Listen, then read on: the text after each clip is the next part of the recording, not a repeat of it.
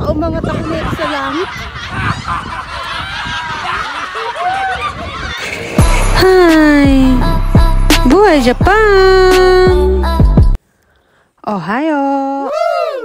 So, ayun na nga dahil umuulan nga pala itong mga araw na ito.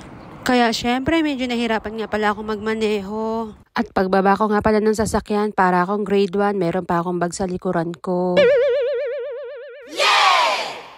At syempre kahit mahirap maglakad dito sa aming putikang dadaanan, so kailangan mag-ingat pa rin tayo.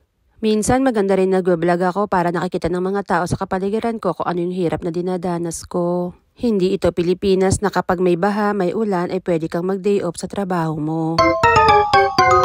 Dito sa ibang bansa, hindi ka pwede magpawalang bahala. Kailangan talaga mahaba ang iyong pagtsatsaga.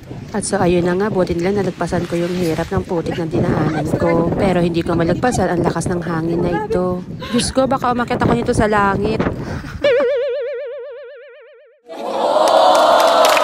At magmula nga pala sa aming parking, so ayan, medyo malayo pa nga pala ang aming lalakarin. Konting tiyaga lang at makakarating din ako sa loob ng aming pabrika. At pagpasok mo nga pala sa pintuan namin, so ayan, meron na agad nga pala siya nalagyanan ng mga payong. At ang dumating nga ako dito sa loob ng pabrika, so ayan, ibinaba ko naman ang aking bag. Wow! At palagi ko nga palang inuunang tanggalin muna ang aking jacket dahil sobrang bigat niya. Pero in fairness, hindi na naman ganun kalamig dito sa Japan, kaya ayan, kahit sa loob naka-t-shirt na lang ako. At syempre, bago tayo magsimula magtrabaho, kailangan uminom tayo ng maraming tubig para may pampalakas man lang kahit di ka man lang nag-almusal. Mabuti na lang, nauuna minsan ng lolo ko sa akin, kaya maaga nabubuksan ang pabrika namin.